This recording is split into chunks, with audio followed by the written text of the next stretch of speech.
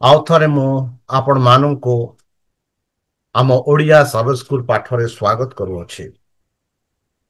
ପ୍ରିୟ ବନ୍ଧୁ, ଆମେ ଏହି 3 ମାସରେ ବିଶେଷ ଭାବରେ ଯାତ୍ରା ପୁସ୍ତକ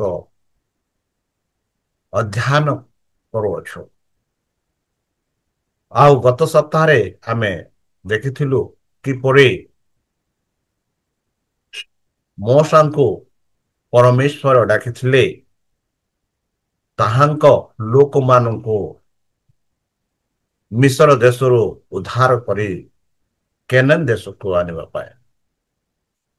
ଆଉ କିପରି ମଉସା ପରମେଶ୍ୱରଙ୍କ ଠାରେ ବାହାନା ଦେଖାଇଲେ ଆଉ କିପରି ପରମେଶ୍ୱର ଆପଣା ଶକ୍ତି ଆପଣା ନାମ ପ୍ରକାଶ କଲେ ଆଉ କିପରି ମଉସାକୁ ପରମେଶ୍ୱର ଆଶ୍ୱାସନା ଦେଲେ କି ମୁଁ ତୁମ ସହ ଅଛି, ଯାଅ ମୋ ପ୍ରଜାକୁ ସେହି ମିଶର ଦେଶରୁ ବାହାର କରି ଆଣ। ବନ୍ଧୁ, ଏହି ଯୋଉ ଯାତ୍ରା ଆମେ ଆଗକୁ ବଢିବା, ଚାଲନ୍ତୁ ଏହି ସପ୍ତାହର ପାଠ ଆମେ ଦେଖିବା। ଆଉ ଏହି ସପ୍ତାହର ପାଠ ହେଉଛି ରଫ୍ ଷ୍ଟାର୍ଟ ବା କଷ୍ଟକର ଆରମ୍ଭ। ଏହା ପଢିବା ପୂର୍ବେ ବନ୍ଧୁ ଚାଲନ୍ତୁ ନିଜକୁ ସମର୍ପଣ କରି ତାହାଙ୍କ ମଧୁର ନାମରେ ଆମେ ପ୍ରାର୍ଥନା ଉତ୍ସର୍ଗ କରିବା। ହେ ଆମ୍ଭମାନଙ୍କ ସର୍ବଶକ୍ତି ସର୍ବଜ୍ଞାନୀ ଅନ୍ତର୍ଜମୀ ଅନୁଗ୍ରହ ପରମ ପିତା, ଧନ୍ୟବାଦ ଅର୍ପଣ କରୁଅଛୁ। ବର୍ତ୍ତମାନ ଯେଉଁ ସାବାସ୍କୁଲ ପାଠ ଆମେ ଅଧ୍ୟୟନ କରିବାକୁ ଯାଉଅଛୁ, ତାହା ବୁଝିବା ପାଇଁ, ତାହା ଜାଣିବା ପାଇଁ, ସେହିପରି ଚାଲିବା ପାଇଁ ଆମମାନଙ୍କୁ ବୁଦ୍ଧିରେ, ଜ୍ଞାନରେ, ଶକ୍ତିରେ ଓ ପବିତ୍ର ଆତ୍ମା ଦ୍ୱାରା ପରିଚାଳନା କର। ଏହି ଛୋଟ ପ୍ରାର୍ଥନା ଯୀଶୁଙ୍କ ନାମେ ମାଗୁଅଛି, ଶୁଣି ଗ୍ରହଣ କର। ଆମେନ୍। ବନ୍ଧୁ, ଆଉ ଥରେ ମୁଁ ଆପଣମାନଙ୍କୁ ଆମ ଏହି ଅନ୍ତର୍ଜାତୀୟ ଓଡ଼ିଆ ସାବସ୍କୁଲ ପାଠରେ ସ୍ୱାଗତ କରୁଅଛି। ମୁଁ ଆଶା କରୁଛି ଯେତେ ଭାଇ ଭଉଣୀ ମାନେ ଆମ ଏହି ଅନ୍ତର୍ଜାତୀୟ ଓଡ଼ିଆ ସାବସ୍କୁଲ ପାଠରେ ସହଯୋଗ ଦଉଛନ୍ତି ଆଉ ସବସ୍କ୍ରାଇବ କରୁଛନ୍ତି, ଲାଇକ୍ କରୁଛନ୍ତି, ସେମାନଙ୍କୁ ବିଶେଷ ଭାବରେ ମୁଁ ଧନ୍ୟବାଦ ଅର୍ପଣ କରୁଅଛି। ଯେତେ ସମ୍ଭାବନା ହୋଇପାରୁଛି ବନ୍ଧୁ, ଆପଣମାନେ ଆପଣଙ୍କ ବନ୍ଧୁ, ଆପଣଙ୍କ ପରିଚୟ, ଆପଣଙ୍କ ସାଥୀକୁ ଏହା ସେୟାର କରନ୍ତୁ ବା ବାଣ୍ଟନ୍ତୁ, ଯେପରି ସେମାନେ ମଧ୍ୟ ଆମ ଏହି ସାବସ୍କୁଲ ପାଠ ମାଧ୍ୟମ ଦ୍ୱାରା ପରମେଶ୍ୱରଙ୍କୁ ଜାଣିପାରିବେ, ପରମେଶ୍ୱରଙ୍କ ପ୍ରେମ ବିଷୟରେ ଜାଣିପାରିବେ, ପରମେଶ୍ୱରଙ୍କ ଅନୁଗ୍ରହ ବିଷୟରେ ଜାଣିପାରିବେ। ବନ୍ଧୁ, ଏଥିଯୋଗୁଁ ମୋର ଏହା ଅନୁରୋଧ ଯେ ଆପଣମାନେ ଅନ୍ୟମାନଙ୍କ ସହ ବାଣ୍ଟନ୍ତୁ, ଯେପରି ସେମାନେ ଆମ ଓଡ଼ିଆ ସାବସ୍କୁଲକୁ ସବସ୍କ୍ରାଇବ କରିବେ ଆଉ ଶୁଣିବେ ଆଉ ପ୍ରଭୁଙ୍କ ଠାରୁ ଆଶୀର୍ବାଦ ପ୍ରାପ୍ତ ହୋଇପାରିବେ। ତାହେଲେ ଚାଲନ୍ତୁ ବିଳମ୍ବ ନ କରି ଆମ ଏହି ସପ୍ତାହର ପାଠ ଆରମ୍ଭ କରିବା। ଏହି ସପ୍ତାହର ପାଠ ଯାହା ମୁଁ କହିସାରିଛି, ରଫ୍ ଷ୍ଟାର୍ଟ ବା କଷ୍ଟକର ଆରମ୍ଭ ବା କଷ୍ଟକର ଯାତ୍ରା। ଏହି ସପ୍ତାହର ସ୍ୱର୍ଣ୍ଣପଦ ନିଆଯାଇଅଛି ଯାତ୍ରା ପୁସ୍ତକ 1-2। ଯାତ୍ରା ପୁସ୍ତକ 1-2, ଯାତ୍ରା ପୁସ୍ତକ 5-1-2। ମୁଁ ପଢୁଛି, ଦୟାକରି ଶୁଣନ୍ତୁ। ଅନନ୍ତର ମୋଶା ଓ ହାରଣ ପ୍ରବେଶ କରି ଫରୋଙ୍କୁ କହିଲେ, ଇସ୍ରାଏଲ ସଦାପ୍ରଭୁ ପରମେଶ୍ୱର କହନ୍ତି, ପ୍ରାନ୍ତରେ ଆମର ଦେଶରେ ଉତ୍ସବ କରିବାକୁ ଆମ ଲୋକମାନଙ୍କୁ ଛାଡ଼ି ଦିଅ। ତହିଁରେ ଫାରୋ କହିଲେ, ସଦାପ୍ରଭୁ କିଏ ଯେ ଆମ୍ଭେ ତାହାର କଥା ମାଣି ଇସ୍ରାଏଲକୁ ଛାଡ଼ି ଦେବୁ? ଆମ୍ଭେ ସଦାପ୍ରଭୁଙ୍କୁ କିଛି ଜାଣୁନାହୁଁ ଓ ଇସ୍ରାଏଲକୁ ଛାଡ଼ି ଦେବୁ ନାହିଁ। ବନ୍ଧୁ, ଆଜି ଏଇ ଯୋଉ ସପ୍ତାହର ସାରାଂଶ ହଉଛି କି ମୋଶା ଯେବେ ପରମେଶ୍ୱରଙ୍କ ଠାରୁ ଆଦେଶ ପାଇଲେ, ଆଜ୍ଞା ପାଇଲେ, ସେ ମିଶ୍ର ଦେଶକୁ ଗଲେ। ଆଉ ସେହି ମିଶ୍ର ଦେଶରେ ତାଙ୍କ ବଡ଼ ଭାଇଙ୍କ ସହ ଫାରୋଙ୍କ ସହ ସାକ୍ଷାତ କଲେ। ଆଉ ସଦାପ୍ରଭୁ ଯାହା ଯାହା କହିଥିଲେ ସେହି କଥା ସବୁ ଫାରୋଙ୍କୁ କହିଲେ। ସେ କହିଲେ କି ସଦାପ୍ରଭୁ ଆମମାନଙ୍କୁ କହନ୍ତି କି ଆମେ ସେହି ପ୍ରାନ୍ତରକୁ ଯାଉ ଆଉ ସଦାପ୍ରଭୁଙ୍କର ଉତ୍ସର୍ଗ କରୁ ବା ତାଙ୍କ ପର୍ବ କରୁ। ଏଥିଯୋଗୁ ଇସ୍ରାଏଲ ମାନଙ୍କୁ ଛାଡ଼। ତେବେ ଫାରୋ କହନ୍ତି, ସଦାପ୍ରଭୁ କିଏ ଯେ ମୁଁ ଇସ୍ରାଏଲ ପ୍ରଜା ମାନଙ୍କୁ ଛାଡ଼ିବି? ଏହିପରି ଉତ୍ତର ଦେଲେ ଫାରୋ ମୋଶାକୁ ଆଉ ହାରୋନକୁ। ବନ୍ଧୁ, ଅନେକ ଲୋକ ବିଶ୍ୱାସ କରନ୍ତି ଯେ ଯେବେ ସେମାନେ ମନସ୍ଥ କରନ୍ତି ଈଶ୍ୱରଙ୍କୁ ତାଙ୍କ ପଥରେ ଚାଲିବା ପାଇଁ, ସେମାନେ ବିଶ୍ୱାସ କରନ୍ତି ଓ ଅନୁଭବ କରନ୍ତି ଯେ ସେମାନେ ଖୁସି ଓ ଏକ ଭଲ ଜୀବନରେ ଯାପନ କରିବେ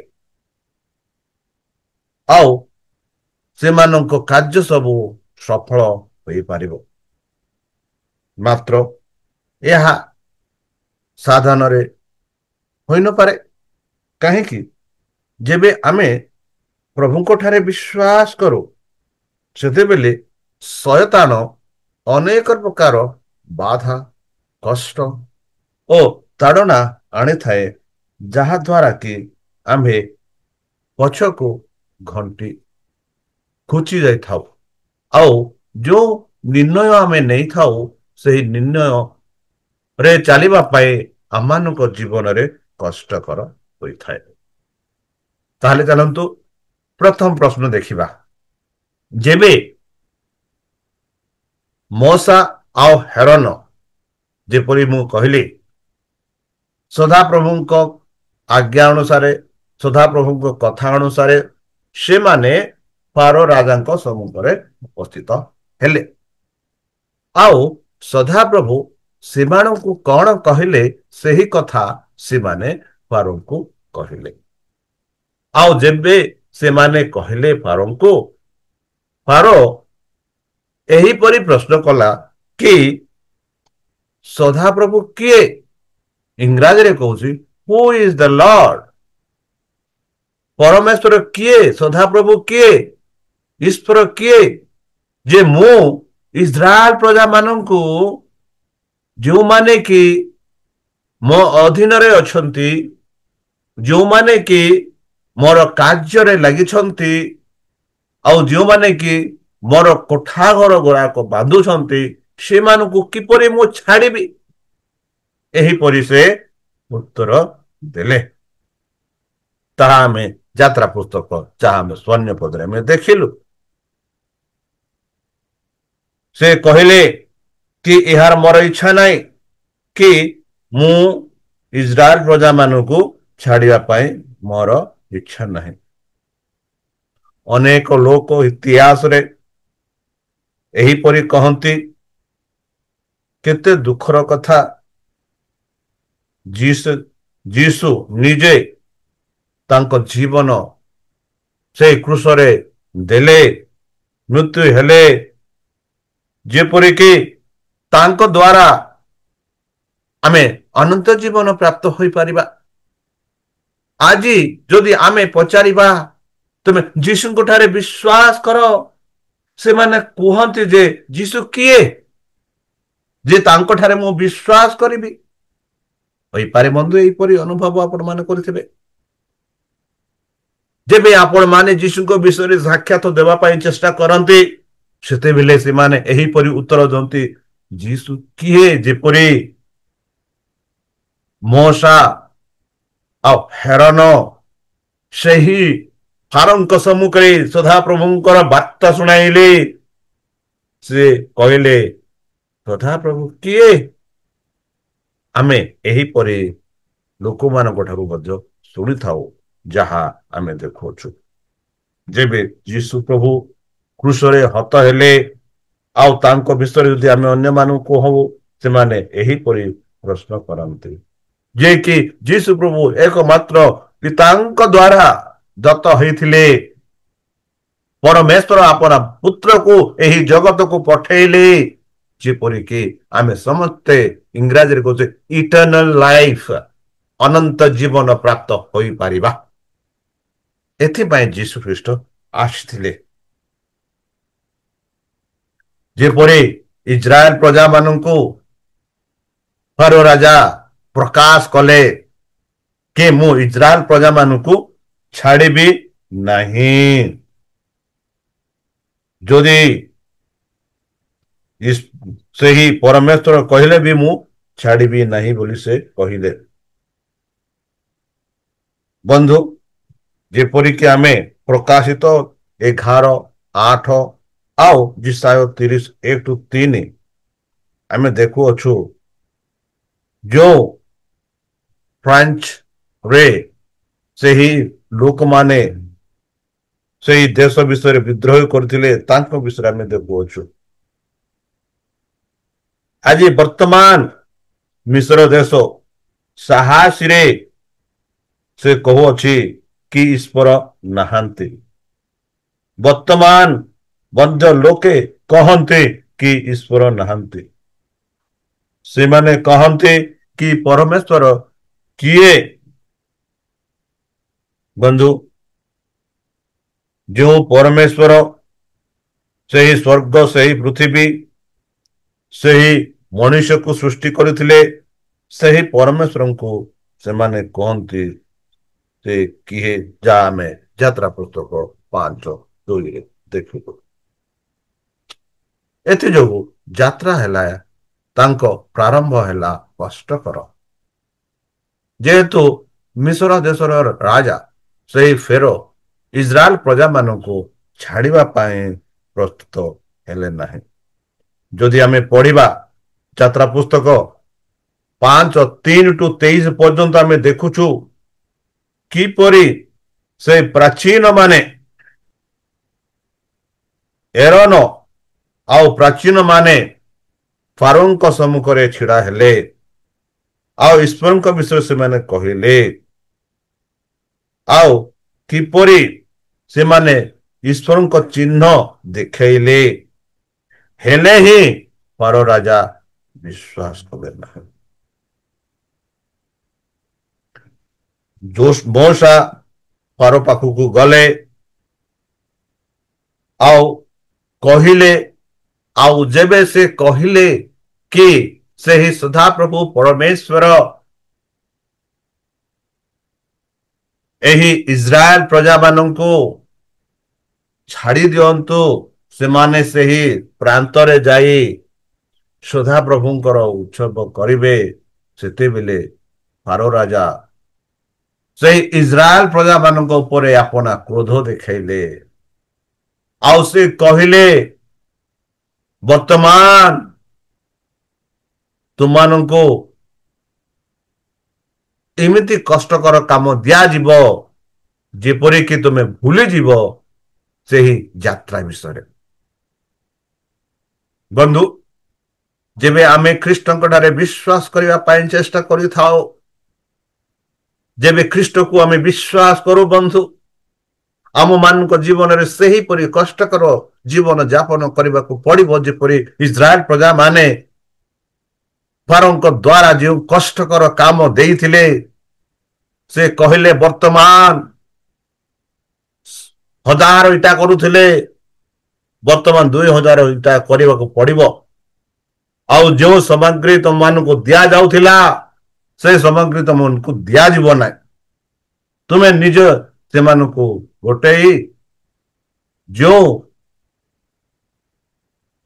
ପ୍ରକାରେ କରୁଥିଲ ସେଇ ପ୍ରକାରେ କରିବ ବୋଲି ସେହି ମିଶ୍ର ଦେଶର ରାଜା ଫେରୋ ଅଧିକ କଷ୍ଟକର ଜୀବନ ଇସ୍ରାଏଲ ପ୍ରଜାମାନଙ୍କୁ ଆଣିଲେ। ଯେବେ ମୋଶା ଏରନ ପ୍ରାଚୀନ ମାନେ ସେହି ଫରୋଙ୍କ ସମ୍ମୁଖରେ ଛିଡା ହୋଇ ପ୍ରଭୁଙ୍କ ବାର୍ତ୍ତା ଦେଲେ। ଏହା ଏକ କଷ୍ଟକର ଯାତ୍ରା ଥିଲା ବନ୍ଧୁ। ଚାଲନ୍ତୁ ଆମେ ଦେଖିବା ଯାତ୍ରା ପୁସ୍ତକ 5:21 ସେଠି କଣ କହୁଛି ଆମେ ଦେଖିବା। ଯାତ୍ରା ପୁସ୍ତକ 5:21 ବନ୍ଧୁ, ଯାତ୍ରା ପୁସ୍ତକ 5:21 ଏହିପରି ପାଉଛୁ କି ଏଣୁ ସେମାନଙ୍କୁ କହିଲେ, ସଦାପ୍ରଭୁ ତୁମମାନଙ୍କୁ ପ୍ରତିଦୃଷ୍ଟି କରି ବିଚାର କରୁ, ଯେହେତୁ ତୁମାନେ ଫାରୋ ଓ ତାଙ୍କର ଦାସୀମାନଙ୍କ ସାକ୍ଷାତରେ ଆମମାନଙ୍କର ସୁଗନ୍ଧକୁ ଦୁର୍ଗନ୍ଧ କରି ଆମମାନଙ୍କ ହତ୍ୟା ନିମନ୍ତ ସେମାନଙ୍କ ହସ୍ତରେ ଖଡ୍ଗରେ ଦେଲ। ଏହିପରି ଇସ୍ରାଏଲ ପ୍ରଜାମାନେ ମୋଶାକୁ କହିଲେ। ଦେଖନ୍ତୁ ବନ୍ଧୁ, କିପରି କଷ୍ଟ ସେମାନେ ଭୋଗୁଥିଲେ। ଯେବେ ପରମେଶ୍ୱର କଥା ଗଲା ଆଉ ସେମାନେ ସେହି ପରମେଶ୍ୱର କଥା ମାନିଲେ ନାହିଁ, ଆଉ ସେମାନେ ବିଶେଷ ଭାବରେ ପର ରାଜା ଛାଡିବା ପାଇଁ ଇଚ୍ଛା କଲେ ନାହିଁ।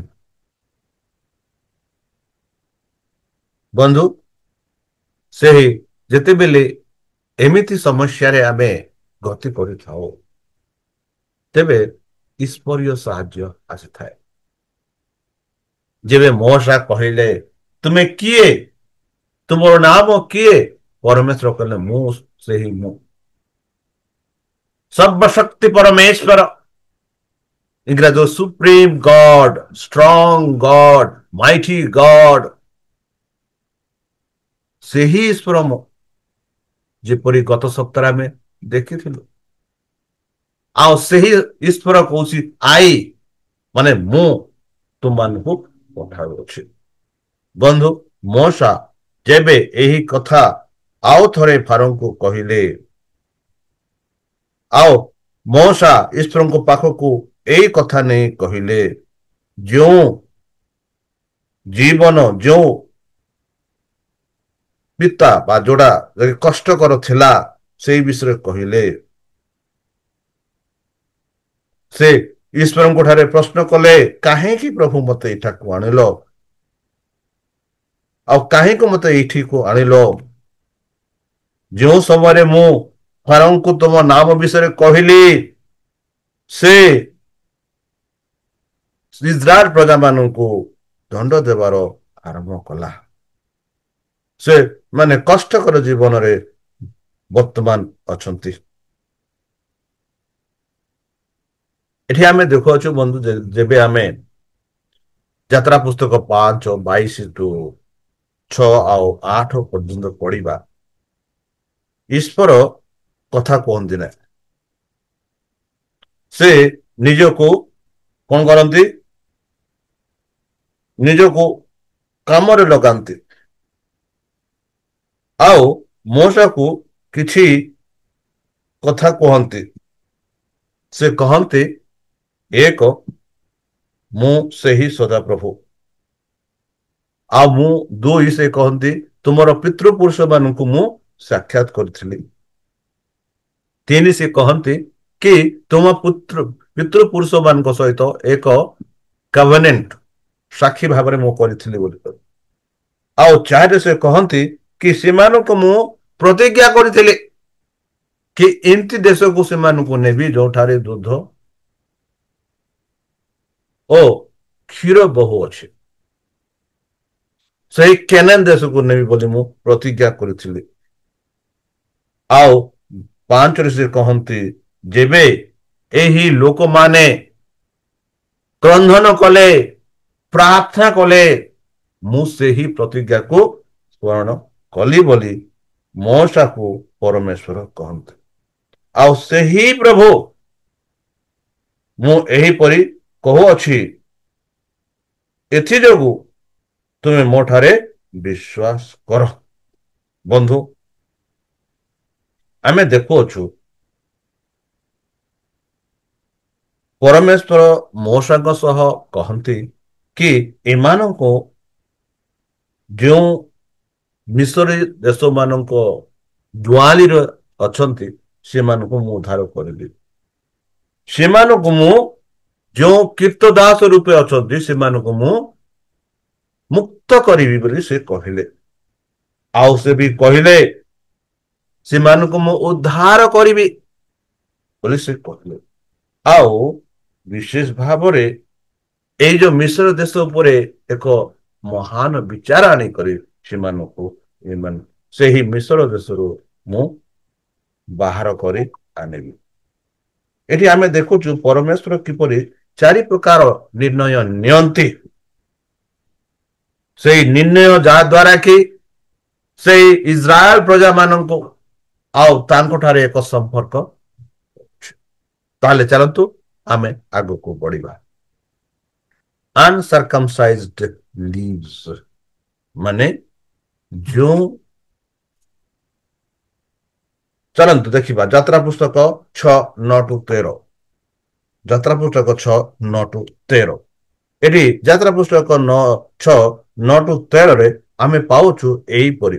ଅନନ୍ତର ମୋଶା ଇସ୍ରାଏଲ ସନ୍ତାନମାନଙ୍କୁ ତଦନୁସାରେ କହିଲେ, ପ୍ରମାଣ ମାତ୍ର ସେମାନେ ମନ ଦୁଃଖ ଓ କଠିନ ଦାସତ୍ୱ ହେତୁରୁ ମୋଶାଙ୍କର ବାକ୍ୟରେ ମନୋଯୋଗ କଲେ ନାହିଁ। ବନ୍ଧୁ, କଠିନ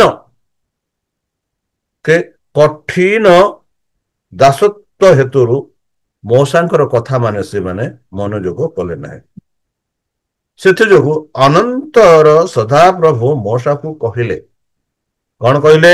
ତୁମେ ଯାଇ ମିଶ୍ରର ରାଜା ଫାରୋକୁ କୁହ, ତୁମ ଦେଶରୁ ଇସ୍ରାଏଲ ସନ୍ତାନର ବିଦାୟ କର। ଏହିପରି ସଦାପ୍ରଭୁ ପରମେଶ୍ୱର ମୋଶାକୁ କହିଲେ କି ତୁମେ ଫେରୋ ପାଖକୁ ଯାଅ ଆଉ କୁହ କି ଇସ୍ରାଏଲ ସନ୍ତାନ ମାନଙ୍କୁ ବିଦାୟ କର। ତହିଁରେ ମୋଶା ସଦାପ୍ରଭୁଙ୍କୁ ଛାମୁରେ କହିଲେ, ଦେଖନ୍ତୁ ଇସ୍ରାଏଲ ସନ୍ତାନଗଣ ମୋ କଥାରେ ମନୋଯୋଗ କରିନାହାନ୍ତି। ତେବେ ଅସୁତନ୍ତ ଅଷ୍ଟ ଯେ ମୁଁ ମୋ କଥା ଫାରୋ କି ପ୍ରକାର ଶୁଣିବେ? ସେ କହିଲେ, ହେ ପ୍ରଭୁ, ଯେବେ ଇସ୍ରାଏଲ ପ୍ରଜା ମାନେ ମୋ କଥା ମାନିଲେ ନାହିଁ, ଶୁଣିଲେ ନାହିଁ, ବିଶ୍ୱାସ କଲେ ନାହିଁ, ତେବେ ସେ ଯୋଉ ଫାରୋ ଯେ କି ଯାହାକୁ ତମେ ବାଛି ନାଅ, ଯେ କି ତମକୁ ଜାଣି ନାହିଁ, ସେ ମୋ ଯୋଉ ଓଷ୍ଟ ଅସ୍ନୁସ୍ତ ଓଷ୍ଟ ଆଉ ଏଇ ଯୋଉ କଥା ମୁଁ କହିବି ସେମାନେ କେମିତି ସେଇ ଫାରୋ କିପରି ମାନିବ? ତେବେ ଆମେ ଦେଖୁଛୁ 13 ପଦରେ, ଏହି ରୂପେ ସଦାପ୍ରଭୁ ମୋଶା ଓ ଫାରୋଙ୍କ ସହିତ ଆଲାପ କଲେ, ପୁଣି ଇସ୍ରାଏଲ ସନ୍ତାନଗଣକୁ ମିଶ୍ର ଦେଶରୁ ବାହାର କରି ଆଣିବା ନିମନ୍ତେ ମିଶ୍ର ରାଜା ଫାରୋଙ୍କ ନିକଟରେ ଓ ଇସ୍ରାଏଲ ସନ୍ତାନଗଣ ନିକଟରେ ବକ୍ତବ୍ୟ କଥା ସେମାନଙ୍କୁ ଆଜ୍ଞା ଦେଲେ। ଏହି ସମସ୍ତ ଲୋକ ଆପଣା ଆପଣା ପିତୃବଂଶ ମଧ୍ୟରେ ପ୍ରଧାନ ଥିଲେ। ଇସ୍ରାଏଲଙ୍କ ଜ୍ୟେଷ୍ଠ ପୁତ୍ର ରୁବେନ ସନ୍ତାନ ହନକ ଓ ଫୁଲ ଓ ଇସ୍ପନ ଓ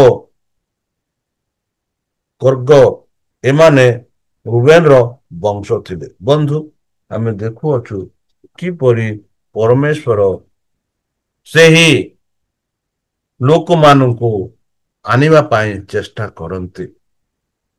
ଏଇ ଯୋଉ ଲୋକମାନେ ଯେଉଁ ଅନୁଭବ କରୁଥିଲେ, ଯଦି ଆମେ ଦେଖିବା ଆୟୁବଙ୍କ କାହାଣୀ, ଆୟୁବ କିପରି ଦୁଃଖ କଷ୍ଟ ଭୋଗ କଲେ। ବନ୍ଧୁ, ନିଜ ସନ୍ତାନ ମାନଙ୍କୁ ହରାଇଥିଲେ, ନିଜ ଧନ ଦର୍ପକୁ ହରାଇଥିଲେ, ଆଉ ତାଙ୍କ ବନ୍ଧୁମାନେ କିପରି ତାଙ୍କୁ କହିଲେ, ହେଲେ ହେଲେ ଆଇବ, ସେଇ ପରମେଶ୍ୱରଙ୍କୁ ଛାଡ଼ିଲେ ନାହିଁ।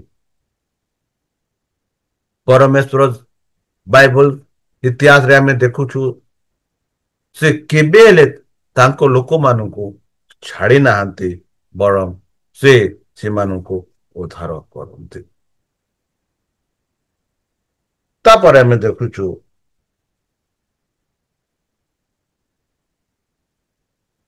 ପରମେଶ୍ୱର କୁହନ୍ତି ମୂଷାକୁ, ତୁମେ ଫାରୋଙ୍କ ପାଇଁ ଏକ ପରମେଶ୍ୱର ସଦୃଶ୍ୟ। ପରମେଶ୍ୱର ସଦୃଶ୍ୟ। ଚାଲନ୍ତୁ ପଢିବା ଯାତ୍ରା ପୁସ୍ତକ 6:28 ଆଉ 7:7। 6:28 ଆଉ 7:7। 28 କହୁଛି ଏହିପରି, ଯେଉଁଦିନ ସଦାପ୍ରଭୁ ମିଶ୍ର ଦେଶରେ ମୂଷାଙ୍କ ସହିତ ଆଲାପ କଲେ, ଯେଉଁଦିନ ସଦାପ୍ରଭୁ ମୂଷାଙ୍କ ସହିତ ଆଲାପ କଲେ, ଆଉ 7:7ରେ ଆମେ ଏହିପରି ପାଉଛୁ ଯେ ଏଠି ଫାରୋଙ୍କ ସାଙ୍ଗରେ କଥୋପକଥନ କରିବା ବେଳେ ମୂଷାଙ୍କୁ ଆସି ଓ ହାରୋନଙ୍କୁ ଦେଶୀୟ ବର୍ଷ ବୟସ ହୋଇଥିଲା। ଏଠି ଆମେ ଦେଖୁଅଛୁ କିପରି ପରମେଶ୍ୱର ମୂଷାଙ୍କ ସହ କଥା ହେଲା ବେଳେ କିପରି ଈଶ୍ୱର ମୂଷାଙ୍କ ସହ ସାକ୍ଷାତ କରନ୍ତି ଓ ସାହାଯ୍ୟ କରନ୍ତି। ଯେହେତୁ ପରମେଶ୍ୱର ହେଉଛନ୍ତି ଏକ ବ୍ୟକ୍ତିଗତ, ସେ ସଦାସର୍ବଦା ନିକଟରେ ରହନ୍ତି, ତାଙ୍କ ଲୋକମାନଙ୍କ ନିକଟରେ ରହନ୍ତି।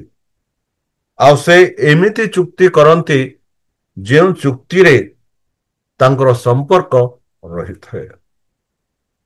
ଏଥିଯୋଗୁ ଆଉ ଥରେ ପରମେଶ୍ୱର ମୂଷାଙ୍କୁ ଆଦେଶ ଦିଅନ୍ତି ଯେ, ଯାଅ ଫାରୋଙ୍କ ସହ କଥା କୁହ, ଯେଉଁ ଭୟ ତମଠାରେ ଅଛି ସେଇ ଭୟକୁ ଦୂର କର।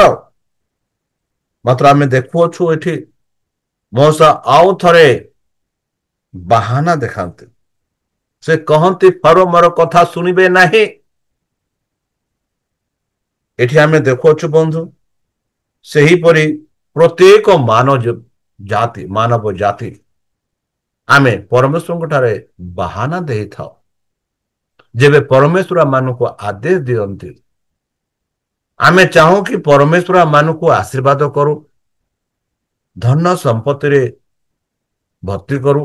ମାତ୍ର ପରମେଶ୍ୱରଙ୍କ କାର୍ଯ୍ୟରେ ଯେବେ ଆମେ ଦେଖୁ, ଆମେ ଅନେକ ଥର ଈଶ୍ୱରଙ୍କ କାର୍ଯ୍ୟରେ ଆମେ ବାହାନା ଦେଇଥାଉ ଆଉ କହନ୍ତି ମୋର କଥା ସେମାନେ ଶୁଣିବେ ନାହିଁ। ସେହିପରି ମୂଷା ପରମେଶ୍ୱରଙ୍କୁ କହନ୍ତି। ମାତ୍ର ପରମେଶ୍ୱର ଆଦେଶ ଦିଅନ୍ତି ମୂଷାଙ୍କୁ, ଯାଅ ଫାରୋଙ୍କ ସହ ସାକ୍ଷାତ ହୁଅ। ଏଠି ଆମେ ଦେଖୁଛୁ ମୂଷା ପରମେଶ୍ୱରଙ୍କ ଠାରେ ଅବିଶ୍ୱାସ। ଯେଉଁ ପଦ ଇଂରାଜୀରେ ନିଆଯାଇଛି ଯାହା ହଉଛି ଆରଲ ସେପାଟିଆମ, ଯାହାର ବାସ୍ତବିକ ଭାଷାରେ କୁହାଯାଉଛି କି ମୁଁ ଅସଂକତ, ମୁଁ କରିପାରିବିନି। ଏଠି ମୂଷା ଆପନା ଶକ୍ତିକୁ ଶକ୍ତିହୀନ ଦୁର୍ବଳତା ସେ ଦେଖାଉଛନ୍ତି। ବନ୍ଧୁ, ଈଶ୍ୱର ତାଙ୍କ ଦୟାରେ ମୂଷାଙ୍କୁ ଏକ ସାହାଯ୍ୟକାରୀ ଦେଲେ, ଆଉ ସେ ଥିଲେ ହେରୋନ। ସେ କହିଲେ, ତୁମେ ହେରୋନ ସହ କଥାବାର୍ତ୍ତା କୁହ, ଯାହା ମୁଁ କହୁଅଛି ତମେ ହରିଣଙ୍କୁ କୁହ। ଆଉ ହେରୋନ ସେହି ଫେରୋକୁ କହିବେ, ସେହି ଫେରୋଙ୍କ ସହିତ କହିବେ, ତୁମେ ପ୍ରଭୁଙ୍କର ଯୋଉ ରୋଲ କର୍ତ୍ତବ୍ୟ ନିଅ ଆଉ ହେରନ ପ୍ରଭୁଙ୍କର ଦାସ କର୍ତ୍ତବ୍ୟ ନେବ। ଯାହା ଯାହା ମୁଁ ତୁମମାନଙ୍କୁ ଯାହା ଯାହା ମୁଁ ତମକୁ କହୁଅଛି ସେହି ସବୁ ହେରଣଙ୍କୁ କୁହ। ଆଉ ହେରଣ ମୂଷାକୁ ଫାରୋକୁ କହିବେ, ଏହିପରି ସଦାପ୍ରଭୁ ମୂଷାକୁ କହିଲେ। ଦେଖନ୍ତୁ ପରମେଶ୍ୱରଙ୍କ ଦୟା କେମିତି। ଯେବେ ଆମେ କହିବୁ ପରମେଶ୍ୱରକୁ, ପରମେଶ୍ୱର ଏହିପରି ମୁଁ କରିପାରିବି ନାହିଁ, ମୋର ସାହସ ନାହିଁ, ମୋର ଶକ୍ତି ନାହିଁ, ମୋର ଜ୍ଞାନ ନାହିଁ, ମୁଁ ଅଧିକ ପାଠ ପଢି ନାହିଁ ବୋଲି ଯଦି ଆମେ ବାହାନା ଦେଖାଇବା, ସେ କହନ୍ତି ଯାଅ ମୁଁ ତମ ସହିତ ଅଛି। ହଁ ବନ୍ଧୁ, ଆମେ ବେଲେ ବେଲେ ଭାବିଥାଉ ଯେ ମୁଁ ଜଣେ ଅଶିକ୍ଷିତ ଲୋକ, ଆଉ ବେଲେ ବେଲେ ଆମେ ଭାବିଥାଉ ଯେ ମୁଁ ସେତେ ପାଠ ପଢିନି, ମୋର ସେତେ ଜ୍ଞାନ ନାହିଁ। ବନ୍ଧୁ, ମୁଁ ଆଜି ତୁମମାନଙ୍କୁ କହୁଅଛି ଏହା କିଛି ଆବଶ୍ୟକ ନାହିଁ। ଯେବେ ପରମେଶ୍ୱର କହନ୍ତି ଯାଅ, ଆଉ ଯେବେ ସେହି ସ୍ୱର ଆମେ ଶୁଣିବା, ସେତେବେଳେ ପରମେଶ୍ୱର ନିଜେ ଆମ ସହ ରହିବେ, ଆମ ସହ ସେ କଥାବାର୍ତ୍ତା କରିବେ। ଆମେ କଥାବାର୍ତ୍ତା କରିବା ନାହିଁ, ସେ ଆମ ସହିତ ରହି ସେ କଥାବାର୍ତ୍ତା କରିବେ। ବନ୍ଧୁ, ମୂଷା ଏହିପରି ଆଶ୍ୱାସନା ପାଇଲେ ପରମେଶ୍ୱରଙ୍କ ଠାରୁ, ଆଉ ପରମେଶ୍ୱରଙ୍କ କଥାକୁ ଅନେକ ଥର ମୂଷା ବାହାନା ଦେଖେଇଲେ, ହେଲେ ପରମେଶ୍ୱର ତାକୁ ଛାଡ଼ିଲେ ନାହିଁ। ଆଉ କହିଲେ କି ଯାହା ଆମେ ଇଂରାଜୀରେ କହୁଛୁ ସ୍ପୋକ୍ ପର୍ସନ, ସେହି ସ୍ପୋକ୍ ପର୍ସନ ଥିଲେ ଏରନ। ଆଉ ଯାହା ଯାହା ମୂଷା ଏରଣକୁ କହିଲେ, ସେ ଫାରୋଙ୍କ ଠାରେ ସେହି କଥା କହିଲେ। ଯାହା ଯାହା ପରମେଶ୍ୱର ମୂଷାକୁ କହିଲେ, ସେହି କଥା ସବୁ ହେରଣକୁ ସେ କହିଲେ, ଆଉ ହେରଣ ଯାଇ ଫାରୋଙ୍କ ସହ କଥାବାର୍ତ୍ତା ହେଲେ। ବନ୍ଧୁ, କିପରି ଆମର ପରମେଶ୍ୱର ଆଶ୍ଚର୍ଯ୍ୟଜନକ ନା? ଏତେ ପ୍ରେମମାନ କରନ୍ତି ନା?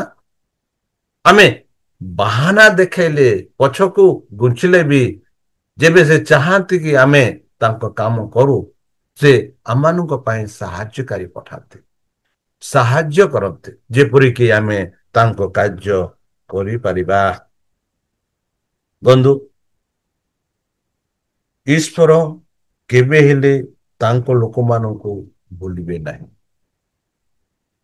ଯେବେ ଆମେ ପରମେଶ୍ୱରଙ୍କ ଠାରେ ବିଶ୍ୱାସ କରୁ, ଯେବେ ଆମେ ପରମେଶ୍ୱରଙ୍କ ଠାରେ ଆମେ ସମର୍ପଣ କରିଦେଉ,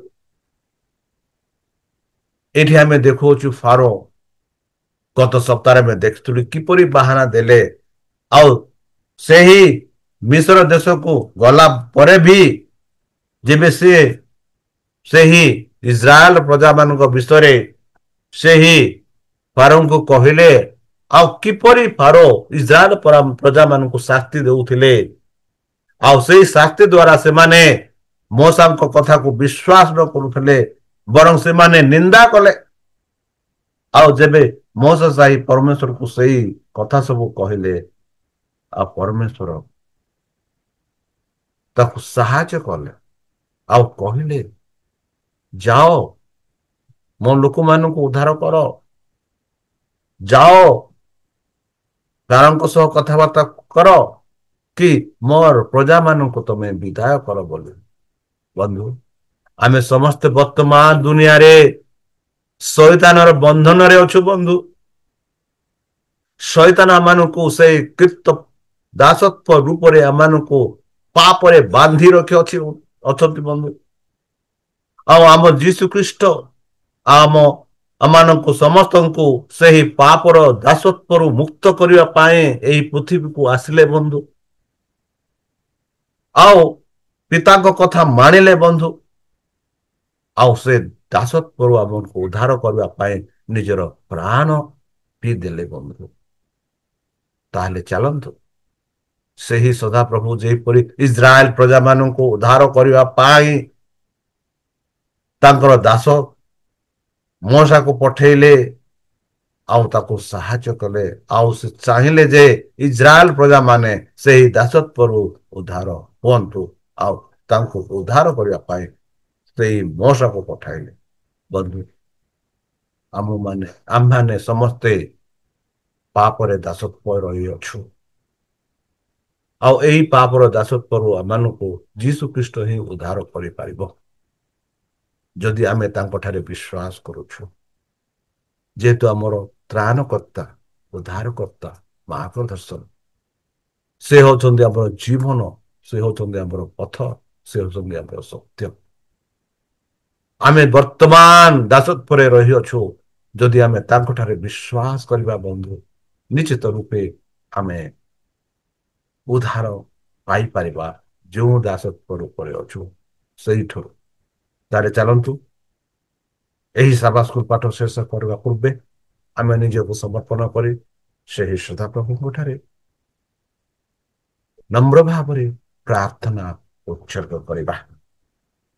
ହେ ଆମ୍ଭମାନଙ୍କ ସର୍ବଶକ୍ତି ସର୍ବଜ୍ଞାନୀ ପ୍ରେମର ସାଗର ଦୟାମୟ ଅନ୍ତର୍ଯ୍ୟାମୀ ଅନୁଗ୍ରହ ପରମ ପିତା, ଧନ୍ୟବାଦ ଅର୍ପଣ କରୁଅଛୁ ବର୍ତ୍ତମାନ ଯେଉଁ ସାବସ୍କ ପାଠ ଦ୍ୱାରା ତୁମର ସେହି ପ୍ରେମର ବାର୍ତ୍ତା ଆମମାନଙ୍କୁ ଶୁଣେଇଲ। ଯେପରିକି ମୋଶାକୁ ସେହି ଇସ୍ରାଏଲ ପ୍ରଜାମାନଙ୍କୁ ସେହି ମିଶର ଫାରୋଙ୍କ ଦାସତ୍ୱରୁ ଉଦ୍ଧାର କରିବା ପାଇଁ ପରମେଶ୍ୱର ଆପଣା ଦାସକୁ ପଠେଇଲେ। ସେହିପରି ଆମମାନଙ୍କୁ ଆମର ପାପତ୍ୱ ଦାସତ୍ୱରୁ ଉଦ୍ଧାର କରିବା ପାଇଁ ଯୀଶୁ ଖ୍ରୀଷ୍ଟକୁ ପଠାଇଲେ। ଏଥିଯୋଗୁଁ ବହୁତ ଧନ୍ୟବାଦ। ହେ ପରମେଶ୍ୱର, ଆମ ପାପ ସବୁ ତୁମ ସେହି ବହୁମୂଲ୍ୟ ରକ୍ତରେ ଧୋଇ ଦିଅ, ଯେ କି ଆମମାନଙ୍କ ପାଇଁ କ୍ରୁଶରେ ହତ ହେଲେ। ଆଉ ପରିଶେଷ ଯେବେ ସେହି ତ୍ରାଣକର୍ତ୍ତା ପ୍ରଭୁ ଯୀଶୁ ଆପଣା ସହସ୍ର ଦୂତଙ୍କ ସହ ସାଧୁମାନଙ୍କୁ ସଂଗ୍ରହ କରିବା ପାଇଁ ଆସିବେ, ସେତେବେଳେ ଆମମାନଙ୍କୁ ଏକ ବାସସ୍ଥାନ ଦେବ ବୋଲି ତ୍ରାଣକର୍ତ୍ତା ପ୍ରଭୁ ଯୀଶୁଙ୍କ ମଧୁରମୟ ନାମରେ ଏଇ ଛୋଟ ବିକ୍ଷମାନ ଅଛି, ଗ୍ରହଣ କର। ଆମେନ୍।